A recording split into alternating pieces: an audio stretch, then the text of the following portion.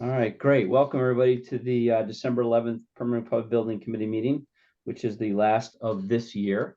We have one main project item to cover, and we have one PVC administrative item, and then anything else that in the open business.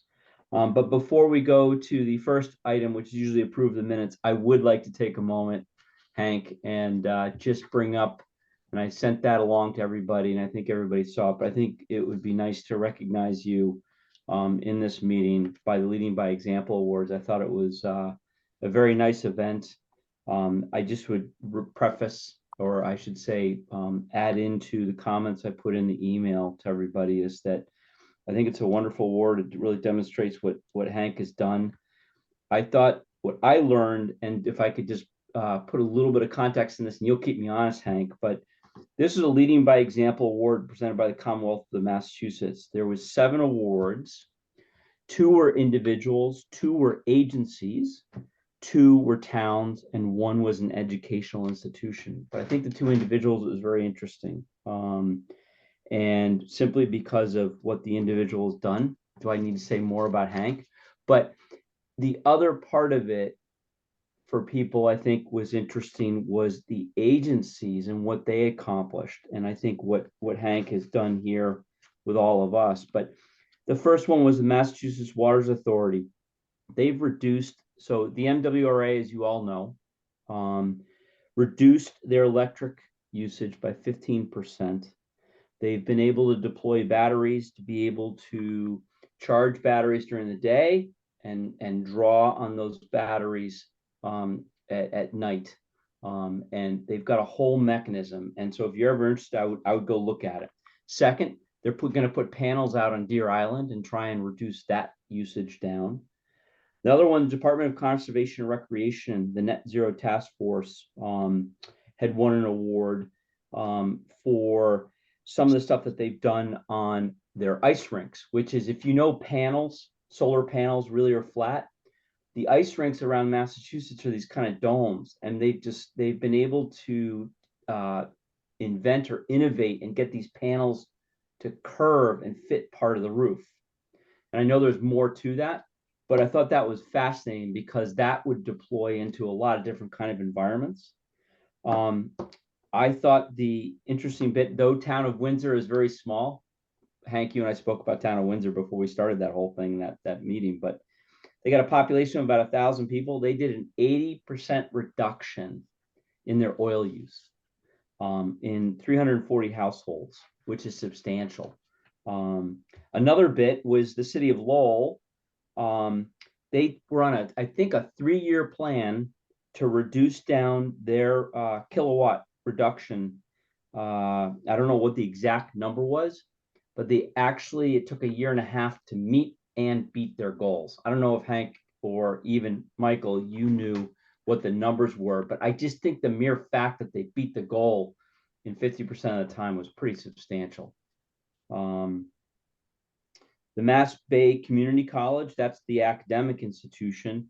They've got a new center, so all of us know Mass Bay. You go over there, it's a brand new building, LEED Gold, all geothermal and solar. And I believe I'm correct in that 100% of their electric usage and energy usage will be all self-contained in that building. There'll be no external draw on power, Hank, or is that not yet? No, they'll be connected to the grid, but Yeah. they'll have battery backup as well. Yeah. And then and I think there might be one other place, but I just thought it was fascinating listening to what some of these organizations have done so quickly. And it really shows that there's very easy capability out there to take care of some of that stuff. And I know that Hank has talked to us a bunch. I know Mr. Michael has talked to us a bunch about this stuff. And I think as we move forward as a PVC and continue to build and work these buildings, there's real opportunity to improve this. But to swing back to Hank, I would just like to congratulate Hank. And I think all of us would join in really recognizing the amount of work you do, Hank. It's not just your role, but the amount of drive you have, just natural drive, and the amount of insight and the way you handled it is just phenomenal. So thank you, but also congratulations. Don't know if anybody else wants to speak. Michael, you were there at the ceremony. Ann was there as well. Dan Gudikants was there. But maybe just for another minute or so, if anybody wants to add anything, but I think it's a very worthy recognition. Ann wants us to move forward, I can tell. I would just note that Hank is well deserving of this award. He is everything that you said, Stuart. Insightful, informative, collaborative, helpful, and he makes things happen. He is an asset in the town of Needham. And I was talking about a little bit before you came on. I was making a little joke that he looked really good up there with the flags, and he did. But it was just he spoke so movingly about all the other people that he worked with. I think it was very humble, but really terrific. And the folks from DOER who know him well, and I know them well, really hit on all the things that make him very special to us. And people like that. Having people like Hank are what make all this work. Without people working in the towns who want to help see this happen, it's very hard, even for the most enthusiastic advocates, to get anything done. You need a partner on the inside like Hank, and we've got lots more to do, Hank. So you're not off the hook yet. Well, we've got a great team here, so thank you. One thing I did do, we did found the town of Needham flag, and Kate did mention that the flag was not correct. So hopefully we'll correct it and get the right one in there, which was fun. But again, congratulations, Hank, and very much appreciate all the efforts you do, certainly with the committee and the community as well. With that, I will move to the formal agenda. The first item is to approve the minutes. If I could seek a second of approving the minutes, last meeting minutes. Second. Thank you, George. Any questions? Hearing none, coming to the roll call. We are a remote meeting, so I will go through the roll call. Richard? Aye. George? Aye. Lynn? Aye. And do I see Erwin? No, Erwin's not there. And the chair is aye. Roy. Okay. Roy, thank you. Roy. Sorry, Roy. Roy? Aye. Excellent. Okay, and the chair is aye. Fabulous. Okay. The first and main project topic tonight is the Emery Grover, so I'll turn that to you, Ken. Okey-doke. Put my screen up here. Find the right, where are we? Schedules, no. Let's go to this, look, oh, Kelly, gotta move the cat.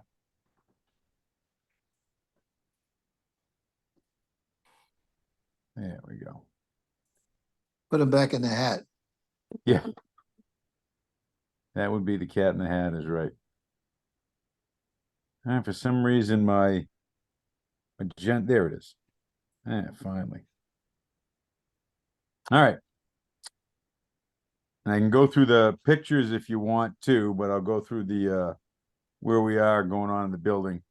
They're back on the grouting the chimneys. They're up on the second floor now, so they've got another 3 or 4 lifts to do on that. The repairs on the exterior walls for the masonry are complete. They continue to put on the roof valley copper, and the slate will continue after that. The lower level slab has been poured. Recently did the loading dock footings, and the walls got poured last Friday. Windows are complete on the 3rd floor, 90% complete on the 2nd floor, and I expect to see them on the 1st floor, if not tomorrow, then Wednesday. They've removed the hardwood on the 3rd floor and have installed the plywood underlayment, and have started the removal of the hardwood on the 2nd floor. And they started excavating for the underground electric, although we're still waiting on Verizon to come and shore up their pole because it's leaning a little. So we can't get all the way out into the street, but we can at least get to the transformer pad with the underground utilities. Any questions there? Question. Yes, George. It mentions that the hardwood is installed on the third floor. No. Hardwood complete, That means the hardwood removal, the hardwood removal. correct? Okay, And then the underlayment of plywood on the third floor is complete also. okay. And you're gonna put new hardwood in there, right? No, it's gypcrete. Oh, it is, okay. That's fine. Well, the third in the mechanical room, the third floor, it's actually lightweight concrete, but the rest of it's all gypcrete. And then we'll get whatever floor coverings, carpet, tile, whatever is going on in the various calls for in the various rooms over the Okay. gypcrete. Do you have an estimate of when the building will be weather tight? Well, they're Obviously, gonna, it's a bunch of the uh, windows it'll be weather tight next week. next week, okay, They're gonna do the right now the schedule is to do the gypcrete starting the 27th. So just after Christmas. okay. Good, so that should open up a fair amount of work in the building. Correct. We'll still have a little ways to go. They'll still have to do the caulking on the windows. It won't be truly weather tight, but it'll be closed in for temporary heat. And while they're doing the ancillary stuff and they get the walls up and start doing their rough in, by that time it will be weather tight in order that we can start pulling wires. Okay. Good, Other questions? nope, All right, Yeah. let's jump to the ACL. Most of these you've seen before. Some of these are placeholders. We're hoping it's not going to tally up to much, but we're still getting input from the vendors. The newer ones, we had to get extra grout. The walls took more grout than had originally planned for. And the other ones have all been on there before, so if there's any questions on the other ones, please sing out. Otherwise, we'll move on to the voting items. Well, can we just quickly look at the budget? Because I just want to just verify or validate again. So we're down to about 800 if I'm plus or minus, right? The big was the brick. You've got about 90 and about 14 that you were showing. We're here under 700,000, Stuart. Oh, actually, we're lower than the last time. Okay. Yes, yeah, because we had some additional change orders and some new potential change orders in the ACL. Right. So the ACL items that have no numbers next to them, are we Some of them are placeholders, as I said. right? But others, there will be an expense to it, but O'Connor has not gotten an input back from their vendors yet. Is there a general sense? Are these like 20K items, 40K Yeah, items? I'm not expecting any of them to be very sizable, Stuart, but I'd hesitate to throw a number out there because I'll be wrong. Understand, but I think there's sort of the t-shirt size, right? Small. Yeah, medium, yeah. There's no. If you're talking elephant or breadbasket, they're breadbasket. Okay. Then the second question I have is just to verify as the third floor is complete, and the stairwells are complete, or one part of the stairwells are complete. Is there anything that's looming in your mind from a structural standpoint as we finish the structural and build out the walls? No, not at this point, unless they run into something really hinky as they grout those chimneys. But no, I'm not expecting anything further from a structural nature. We've uncovered hopefully everything that we need to uncover. Okay. I just think it's important we just keep poking at this, not to. so overthink it, right? that contingency looks pretty good at this point, right? From the standpoint of not having any, structural surprises, yes. But I'm sure we'll run into things as we start putting up Oh, yeah. walls, and all of a sudden it'll be like, oh, that doesn't fit. Or, you start dropping the ductwork in there and it's like, yeah, I know we did coordination drawings, but that doesn't fit. So I Yep. know we're going to have some of that. Sure, And we will also have some FF&E costs that are above the current budget. So we're just gonna have to just pay close attention to it. Okay, thank you. I just want to make sure that we visit that until we get to the point of a percentage of completion that really just makes it better, but I think I think the committee probably agrees that we're okay at the moment. Is Anybody that have- item, is the item revisions required by furniture, the FF&E that you were talking about, Hank? No, that's electrical and data ports and things like that from where they Oh. originally were located. Now we got to move them around or put them in the floor or whatever the case may Okay. be, depending on the furniture that was picked. Okay, so on top of that, there's FF&E that we haven't anticipated. Correct. That's Well, actually, correct. just we estimated it, but it's more than was the original line item. Okay, If there's no other questions, I don't see any head nods or hands up. We'll go to the voting items. There's one change order to vote, and there is 5 invoices to vote for the Emery Grover. I will just as advance is that we've got a couple other invoices for some other projects. So I'll ask that if we could, once we wrap this item up, we can just go to those voting items. They are not on the agenda per se, but I'd like to have those votes. So the first one, Ken, is the change order for M. O'Connor for the 68,652 and 88 cents. Do you Mhm. have any commentary around that before I? Yeah, hang on, my screen has gone crazy. Can you folks still see the agenda? ACL, just the ACL. All right, let me get back. For some reason, I didn't pause it, but it's telling me I paused it.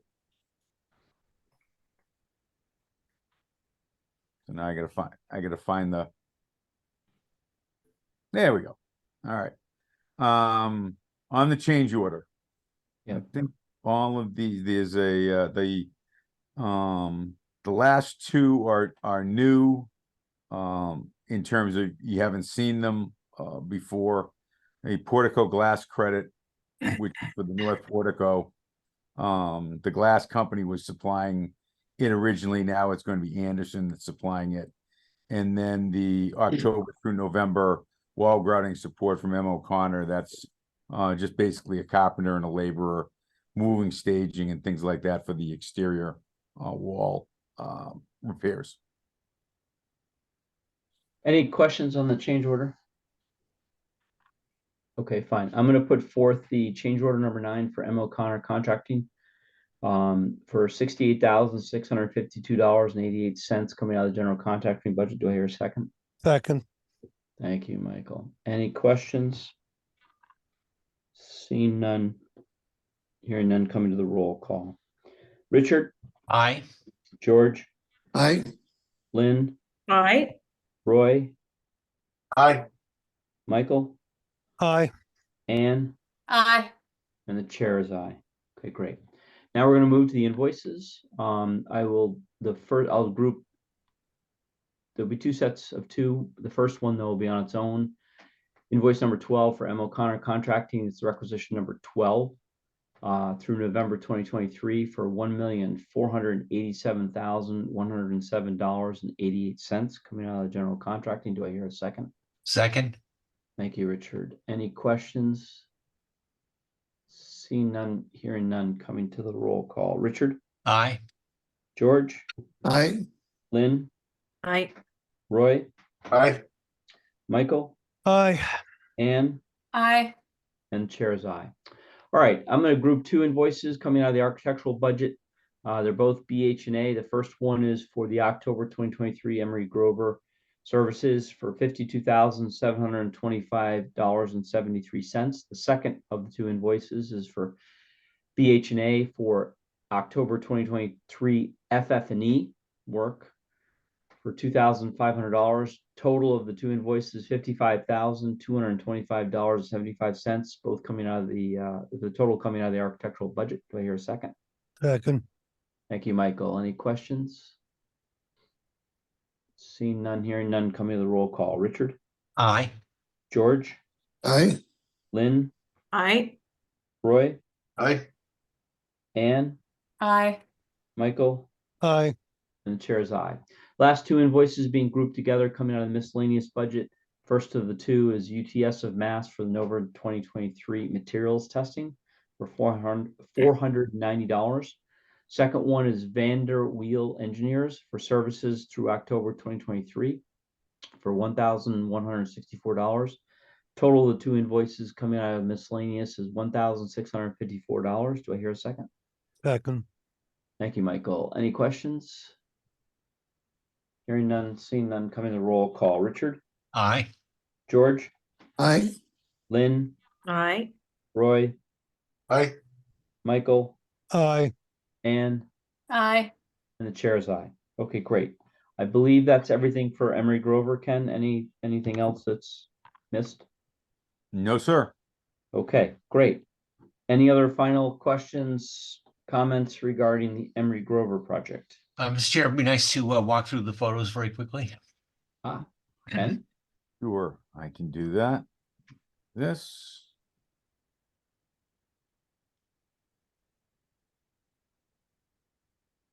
All right, this is the third floor. You can see the hardwood has been removed. This is before they started the plywood install, however. An example of some of the flashing on the roofs around the dormers on the third floor, and you can see the molding that's now has been installed and the trim around the third floor windows. Shot of the loading dock that was poured on Friday. The walls were poured on Friday. Shot of a third floor window from the inside. The copper valleys on the roof. Once they get this all installed, then they'll get back on the slate. Shot before they started standing up the walls for the loading dock. Second floor windows on the end, I believe that Is is. that the back side? Is that the old conference That's room? this is the north side. North side. You can see the condos through the Mhm. window. Yeah, that's the So the old conference stairs- room. The stairs would be in the foreground to the left. Yeah. Windows on this is on the second floor also. They now have the half moons boarded up for temporary heating, because those windows still have not come in yet. Work on the chimneys. These are some of the exterior angles we needed to install as part of the support. This is where the small conference room is going to be in the front, the old main entrance off of Highland. Another shot of the third floor windows, and you can see some of the slate install on the gutters. And that's it. Excellent. Questions, comments? Okay, well, thank you, Ken. Thanks to the user group. We will wrap up the Emery Grover project.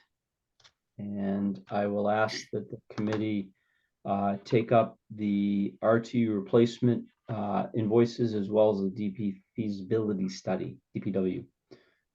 So I would, if there are no objections, I would like to put forth for the RTU replacement, the PSS number 2 for Hill International, for the Broadmeadow cost estimate and pre-qual services for $18,396 coming out of the miscellaneous. Do I hear a second? Second. Second. Thank you, Richard. And any questions? Comments? Seeing none, coming to the vote. I have a procedural question. User group is Barry Mary. Barry and Ann. and Ann. okay, great. Thank you.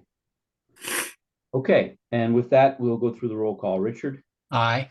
George, Aye. Lynn, Aye. Roy, Aye. Barry.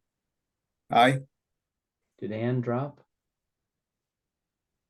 Ann, I think, dropped. Okay, and the chair's aye. We do have a quorum for that. There is an invoice for NV5 for the RTU replacement for October, November 2023 commissioning for $845.28. Do I hear a second? Second. Thank you. Any questions? Concerns? Okay, with that, I'll go through a call. Richard, Aye. George, Aye. Lynn, Aye.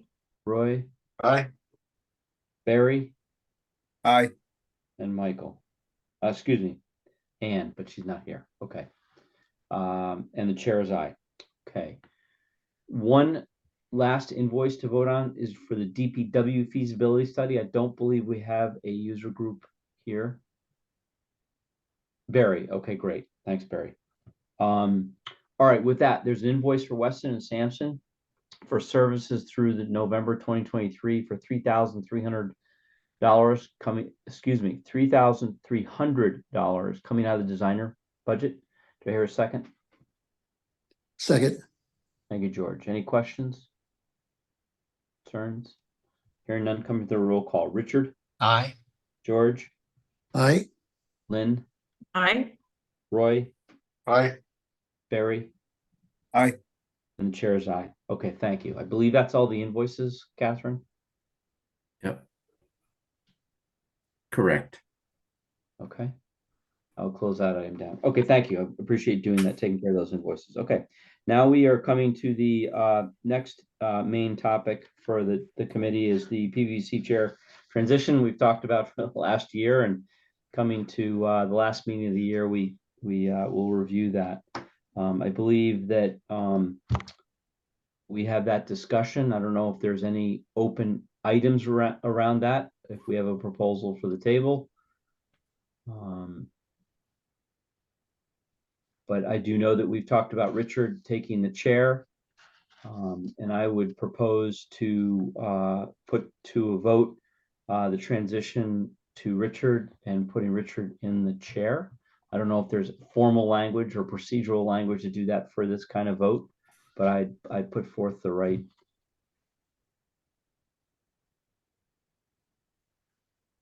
And somebody other than Richard should second that. I'll second that. Thank you, George. Technically he Thank you. can, but What's that? technically he can be But probably not probably appropriate. doesn't want to. Any discussion? I just wanted to mention that the salary is the same as last year. That you got, Stuart. I thought it was doubled. Oh, maybe it was doubled. It's okay. The FinCom reduced it.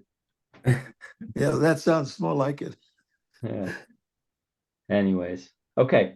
Any discussions around any of the other roles, responsibilities relative to moving forward? If there is none, then we'll just move to the vote. And it'll be a roll call. Okay, I'm gonna make it simple. Roll call, Richard, Aye. George, Aye. Lynn, Aye. Roy, Aye. and the chair is aye. Okay, so with that said, as of January, Mr. Cream is in the chair position. And to continue to try and take this committee and get rotation in, I think we're establishing something, George, that you put in motion a few years back. So hopefully we can keep this moving. I know we've had some vice chair discussion, and we will need to continue that. One note, and I believe I did communicate with folks, is that Jean has resigned. I've spoken to Kate, and we will be trying to seek another position. We're seeking a position to fill Jean's slot of more of the around the architecture kind of role, and hopefully we'll fill that. But I think as we move into the next year, we should continue this discussion about the chair and vice chair roles. If I could make one adjustment, you mentioned the position around architecture. I think you meant construction.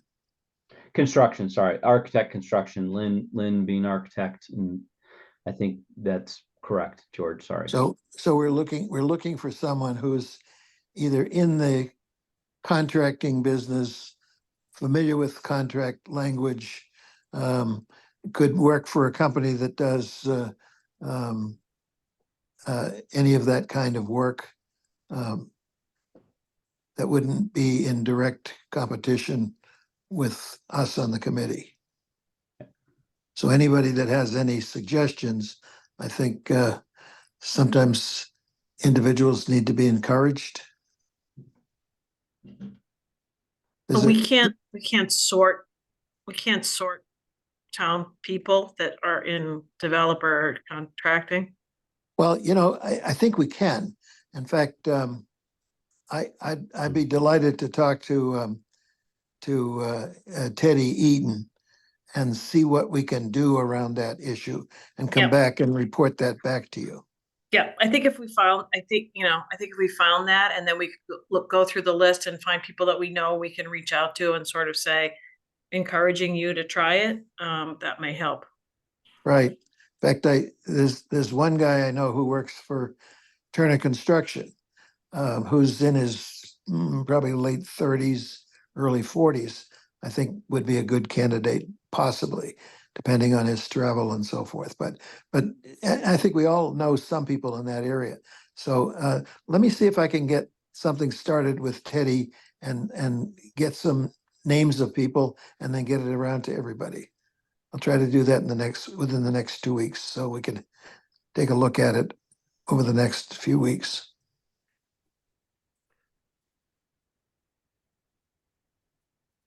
Great. So, Stuart, in terms of Yeah, go other, ahead, Hank. in terms of other business, I think Michael mentioned it earlier, but the superintendent of schools did receive a call from MSBA.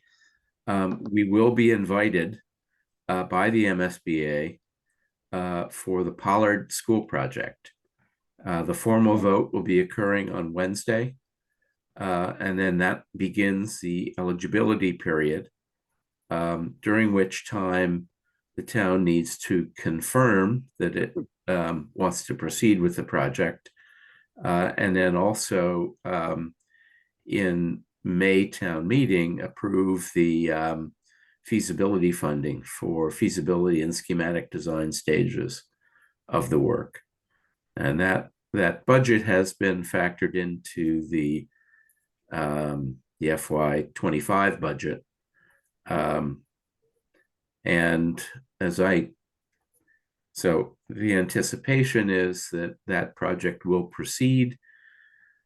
And if you may recall from our last round with the MSBA, there are multiple steps that we have to go through. After the town meets the eligibility, then we have to go through, select the architect, we have to submit our credentials to be OPM and be accepted by them to do that. So there are a number of steps that eat up the first year, I think, before we actually get into the design work. It really puts into perspective, right, that if we look at next year, as much as we have Emery Grover, we have lurking that feasibility for Pollard and potential DPW, depending on May town vote. So we have this sort of, I'm going to say it's a nice comfort zone to have this main project of Emery focused on, and some other projects that are within being well run, is that our plates may start to fill up again come the summertime with those feasibility studies. Yes, Well, and it's a fair amount of work coming up to get ready for responding to them. That's not an Yes. easy task.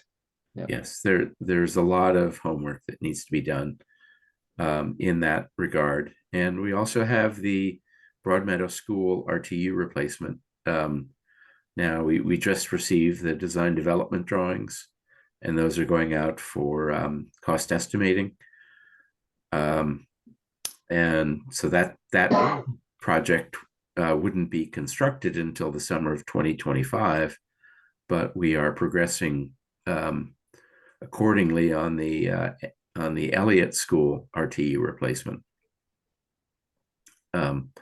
And above and beyond that, depending on what gets funded in special town meeting, there may be work associated with the improvements over at the CAF,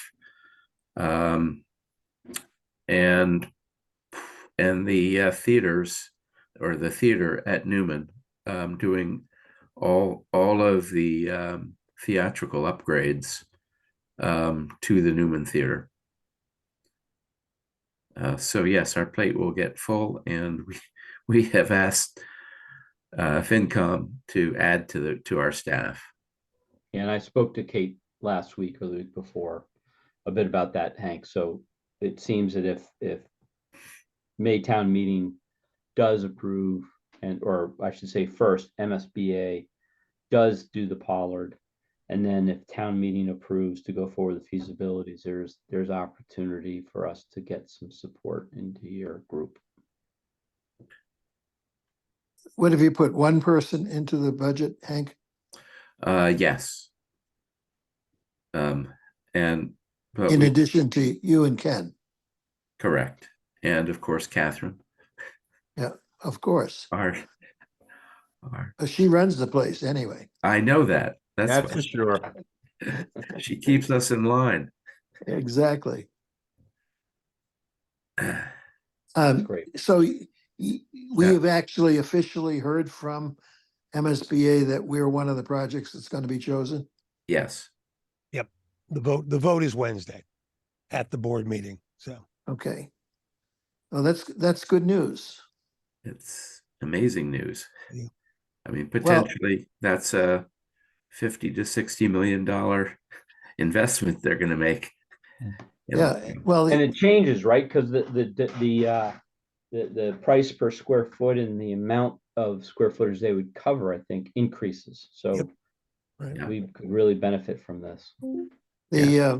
well, I know we were told by Dan Gudikants not to get excited about their reaction after that meeting that we had at Pollard. But frankly, it was hard not to get excited at a number of the comments that were made in the meeting and out after the meeting and some before the meeting, which made me feel really good that they did their homework in terms of finding out what Needham was all about. And so I was excited then. I'm more excited now. And the project will be designed under the specialized opt-in code. Yep. And Yep. part of the discussion, there was before FinCom, as we were reviewing some of the budgets, Doran Whittier had gotten back to us saying that with all of the IRA funding and the rebates, additional rebates that MSBA will give you for energy efficiency upgrades, that it actually is cash positive from day one to go for a close to a net zero building. And so that'll be very exciting, I think. I'll say. Great. And there are multiple schools now in Massachusetts that have achieved that goal. And when I see the next opportunity to tour one of them, I'll make sure that all of you are aware of that. Great. Excellent. Excellent. But I think we're real on the hook. I think we anticipated one of the reasons they might choose us is they know us well and they know we have a history of delivering. There are, I think, 18 or 19 communities who will be invited into the eligibility period on Wednesday. So, and there are kind of quite a few, quite a few who are maybe have not done as much with the MSBA. So, but it's good to see us there. That's great. Well, we'll hear that in the next meeting. So is there any other business for the committee? Well, Mr. Chair, I'd like to take this opportunity on behalf of the committee to thank you for your multiple years of service as chair. You led us through thick and thin with aplomb. You've done a fantastic job. And again, my hat's off to you for doing an outstanding job. Thank you very much for all you've done for the committee and the town. You're here. Thank you. Thank you. Yes. It's all of you guys, and we're still here. So we've got a lot to go. And very much appreciate it. And before I close, just wish everybody a very Merry Christmas, Happy New Year. Erwin, you got your hand up. Yeah, I walked in late. Where are you going? Nowhere. We just finished, We Erwin. just, we just handed handed the baton off to Richard. All right, just wanted to make sure. I'm I not going understood anywhere, that. Erwin. I'm right here next to you. I Well, just don't have the gavel in my hand. Virtually. Yes. Stuart did not take the opportunity to nominate anybody who was missing as vice chair, which he, could have done. I could have. I could have. And I All right, would well- I'd like to echo what Richard said. I think you've done a fantastic job and really appreciate it. The town should be very thankful for that. Absolutely. Thank you. Thank you.